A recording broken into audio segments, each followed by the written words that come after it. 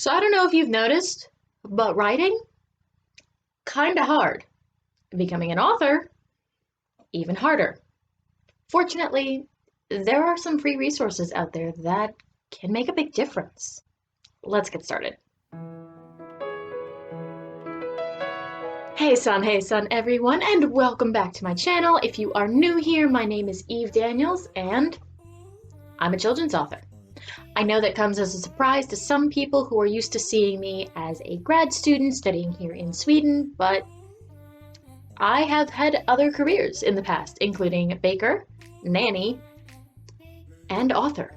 This is actually the fourth part of our series, The Business of Books, which I am doing in collaboration with the wonderful Kashay Warren. The whole idea is to try and make some of these more nitty-gritty and technical aspects of trying to become a published author a little more bite-sized and manageable for those just dipping their toes. By the time you are seeing this, we will be almost halfway into NaNoWriMo, also known as National Novel Writing Month for those who are unfamiliar. The whole idea is to try and crank out an entire book, or 50,000 words, in 1 month. I hope all of you that are participating this year are absolutely crushing your word counts and nailing NaNoWriMo. But once you finish November and you have your beautifully created book now sitting in front of you, what do you do with it? Like we mentioned, I've got some free resources here that will help you to figure out your next steps, polish up the work that you have right now, and start building a platform. I'm going to be putting the links for all of the resources I talk about today in the comment section below, and make sure you check out Kashay's portion of this collaboration because she's going to be talking about completely different resources that I was unfamiliar with. A lot of these resources are also things that I get a lot of value from as a student. And in fact, I have an entire article on thenerdynanny.com. So when you have watched both Kashay and I's portions of this collaboration, but find you might still be looking for additional academic resources, make sure you check out The Nerdy Nanny for a list of a few more of those. Resource number 1, Grammarly. I know a lot of people in the writing community have mixed feelings about Grammarly, but for me, it's one of those super simple resources that too often gets overlooked.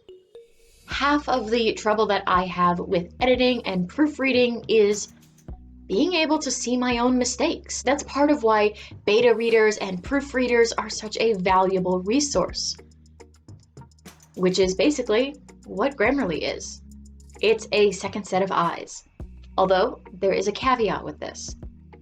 The Grammarly eyes are digital, which means that there will be instances where Grammarly wants you to change something for grammatical reasons, but you want to keep them the way they are because it's dialogue or it works better with the tone of your story, and that's absolutely fine. Having Grammarly being able to pick up the fact that you used the wrong form of there before you hit publish on your next best-selling book, kind of a big deal. I will never say no to a second set of proofreading, and I will never say no to a second set of eyes. And especially considering the fact that you can download Grammarly for free, it's definitely a resource worth exploring. Grammarly is also one of those resources that I get a lot of value from as a student. I have to write a lot of more technical papers, and proofreading children's books is one thing. Proofreading a 7-page report on macrophage development, slightly more tedious. So having the extra set of eyes to help me out, definitely something that I've come to rely on personally. The second resource I want to talk about is Published to Death. If you have never heard of this website, you need to check it out right now, or at the end of this video. Erica Varillo has published several different books with several different publishing houses, and she has had her finger on the pulse of the publishing world for quite a long time. The blog's primary purpose is keeping an up-to-date list of publishing houses, agents, and everyone in between who is accepting open submissions or actively looking for new writers.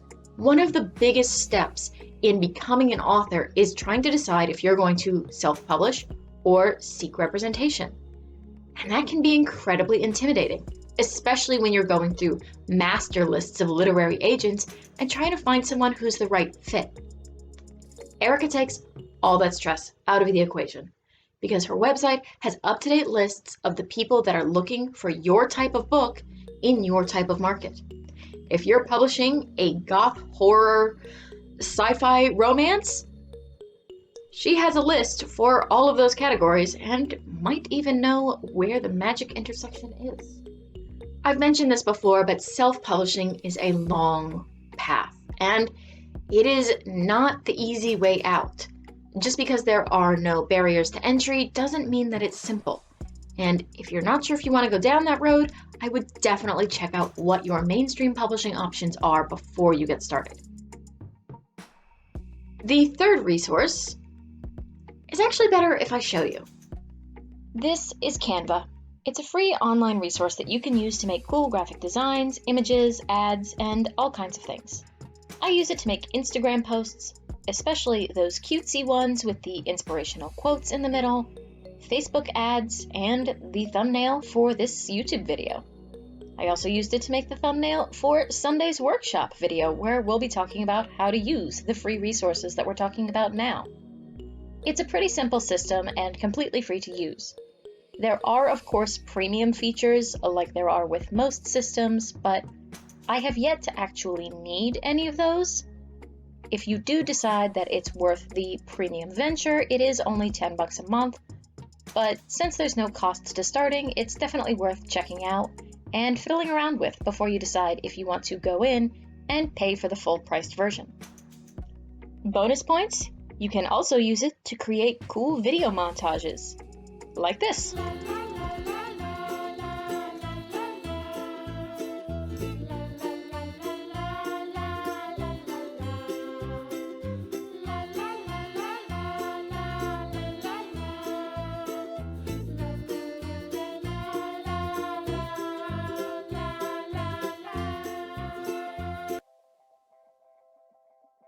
The last resource I want to talk about is you guys.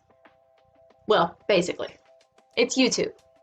YouTube is an amazing way to get your name out there and start building a platform before you even have a finished product. As always, there is a warning here about spending more time building a brand than you do building your book. If you spend 5 years drumming up interested customers and fans of your work, but you never publish anything, those 5 years are an investment in a product that doesn't exist. However, YouTube can also be a lot of fun and a great way to make connections. I started my channel during quarantine when, quite frankly, we didn't have anything else going on, and I don't regret it. It definitely sucks up quite a bit of time, and there's a pretty steep learning curve. Things like editing software, thumbnails, tags. I learn new things about this platform every day, but YouTube has served as an amazing way to connect with the writing community at large and explore new interests and hobbies. There are plenty of more free resources out there. These are just a few to get you started. And definitely check out Kashay's portion of this collaboration so you can check out the resources that she talks about in her video.